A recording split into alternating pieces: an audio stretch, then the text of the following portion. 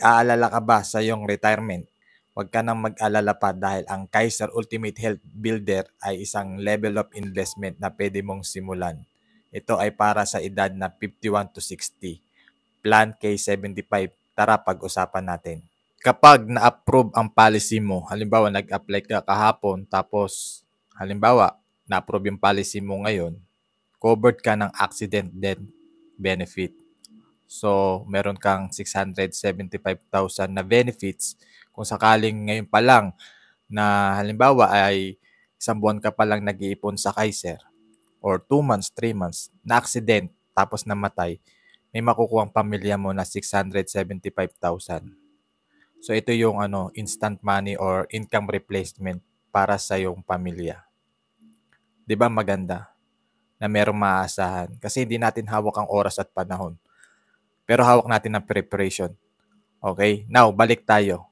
147 araw-araw, mag-ipon ka. Kaya, di ba?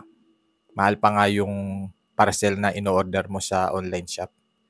Ngayon, sa loob ng 7 taon, pag-ipunan mo lang yan, araw-araw 147 pesos, meron kang Kaiser HMO, long-term healthcare na po siya na magagamit.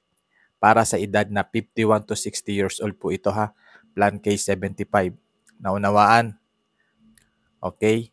Now, sa loob ng 7 taon, tapos naka-isang taon kang nag-iipon na. So, bali, take note po ha, ito po ay may mode of payment. Monthly, quarterly, semi-annual, annually, spot cash. So, ngayon, gusto ko lang i-emphasize sa inyo na 147 pesos araw-araw. Hindi siya mabigat kung tutusin. So, ito ay healthcare, long-term healthcare para sa iyong retirement years. Sa loob ng 7 taon, pag-ipunan mo lang siya. Then, kapag naka-isang taon ka na, meron kang annual physical examination na pwedeng magamit, libre, at meron ka ding pre-dental check-up, bunot, linis, pasta. Ano po, sa loob ng 7 taon, magagamit mo siya. Basta naka-isang taon ka nang nag-iipon. Tapos meron kang 60,000 na hospitalization benefit, annual benefit coverage po siya. So kung ikaw ay taon-taon nako-confine, so meron kang taon-taon na 60,000 na magagamit. No, kung ikaw ay ma-admit, ma-confine, may magamit ka panggastos sa hospital. So, 'di ba maganda? Basta naka-isang taon ka nang nagbabayad take note or nag-iipon sa Kaiser. Now, meron kang term life insurance. Dapat matapos mo ang 2 years na pag-iipon, malagpasan mo 'yun. Kasi meron tayong policy na 2 years contestability period. So, 'yun. Kapag halimbawa ikaw ay 3 years doon may nangyari sa'yo, namatay ka dahil natural death, tapos nalagpasan mo yung 2 years na contestability period na pag-iipon, may makukuha ang pamilya mo na 375,000 or sorry 337,500 na term life insurance para sa pamilya mo. Kasi nalagpasan mo yung 2 years contestability period na pag-iipon. So, sa 3 years, 4 years, suddenly, natural death ang ikinamatay mo. Halimbawa, binangungot. So, may makukuha na term life insurance ang pamilya mo. Ang term life insurance po sa Kaiser ay insured po tayo for 20 years. Okay po. Now, sabi ko nga sa'yo, kapag na-approve yung policy mo ngayon pa lang sa Kaiser, may accident death benefit ka. Kapag isang buwan ka pa lang nag-iipon sa Kaiser, kahit wala ka pang 7 years, tapos accident, tapos ang ikinamatay mo pa ay accident. So, times 2 ng 337,500. So, magiging 675,000 po ang total insurance mo para sa pamilya na makukuha nila. So, income replacement, ano po? So, may peace of mind yung pamilya mo, 'di ba? Hindi magda-downgrade. Now, kung hindi mo nagamit tong 60,000 annual benefit limit, walang nangyari sa'yo. Yung inipon mo yung pag-iipon mo sa loob ng 7 taon, ibabalik ni Kaiser yung 85% upon maturity policy. Po, naintindihan? Hindi mo nagamit tong annual benefit limit, good news kasi meron kang HMO pa sa kumpanya mo at meron ka pang PhilHealth. So, hindi mo nagamit ito. Yung 85% na inipon mo, bali yung inipon mo sa loob ng 7 taon, yung 85% doon, ibabalik ni Kaiser upon maturity policy. Dito po yun. Tapos sa hindi ka naman nagkasakit, walang nangyari sa'yo, may health fund ka na 612,126. Sa ano po ha, sa 8 years to 13 years, dun po tayo covered ng pre-existing illnesses, dreaded illnesses, at maternity para sa babae.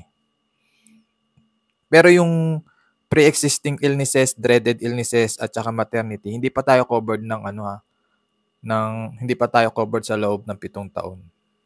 Dapat mas maganda ay hindi tayo magkasakit, tapos 8 years, 13 years, walang nangyari sa atin, may healthcare fund pa rin tayo na 612,126. Na po, naintindihan?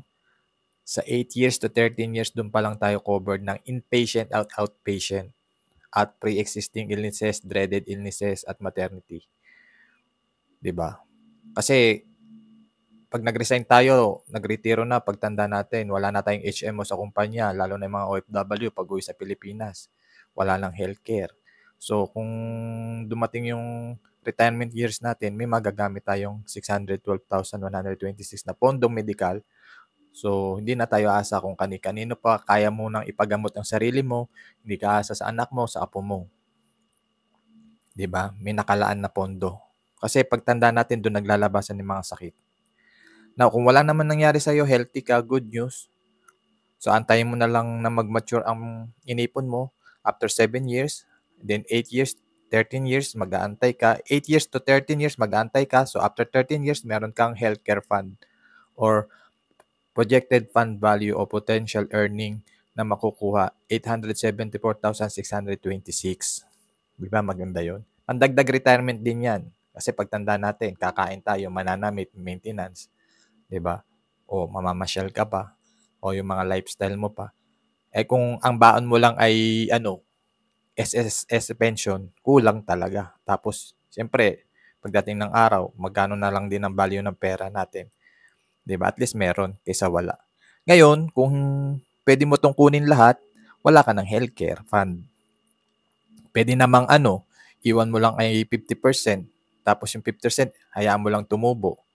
Yung 50% gamitin mo sa retirement fund mo o panggastos mo. Or kung ayaw mong kunin, hayaan mo lang lumago itong fund value mo. Pagdating mo ng 75, may annual lifetime healthcare ka pa rin. At syempre, mag-earnings pa rin yan. May potential earnings na 1,280,540 ka pa rin. So, meron kang panggamit, pang travel fund. So, ma-enjoy mo yung retirement mo. 'Di ba? Hindi malungkot ang retirement mo pagdating ng araw. Kahit papaano meron. Ngayon, kung hinayaan mo lang 'yan kasi meron kang ipon, may negosyo ka, 'di ba? Eh di maganda. So may long-term care ka pa rin na benefits. At the age 80, umabot ka pa ng 80 years old. Good news, meron kang 2,062,323. 'Di ba? So pwede mo tong magamit. Oh. At pwede mo din itong ipamana sa apo mo, sa anak mo. 'Di ba? Meron kang peace of mind. Si Kaiser ay 3-in-1 financial solution na po ha. Ito po ay merong healthcare kung magkasakit. Kung kunin naman ni Lord, mag-exit na sa mundong ito, may life insurance ang pamilyang makukuha. Kung humaba naman ang buhay natin, merong investment fund na makukuha. 'Di ba? Ito ay ipon na walang tapon. Sa Kaiser, nag-iipon ka lang. Kung magkasakit ka, babayaran ka. Kung tumanda ka, may makukuha ka. Kung mag-exit ka naman sa mundo ito, may makukuha ang pamilya mo. Ito ay Plan K75 para sa edad na 51 to 60 years old. 147 daily, mag-ipon ka lang, araw-araw, magtabi ka sa iyong negosyo mo o sa iyong sahod mo. And then mode of payment, mamili ka, monthly, quarterly, semi-annual, annually, spot cash. Ano po? So, alam ko may mga katanungan ka pa dito. Yan, may katanungan ka pa, mag-message ka lang sa akin sa personal FB account ko, Nilo Padrilan. Sana ito ay naintindihan mo. Sa simpleng summary lang ay makatulong ito. I-message mo lang ako at share mo to sa tita mo, sa nanay mo, sa tito mo, o sa kamag-anak mo, or sa kaibigan mo. Maaring makatulong ito sa kanila. Peace of mind. 'Di ba? Importante yung peace of mind. Hindi na importante yung magarang bahay, magarang sasakyan. Peace of mind sapat na, 'di ba? So hindi natin hawak ang oras at panahon, pero hawak natin ang preparation. Yan. Thank you for watching.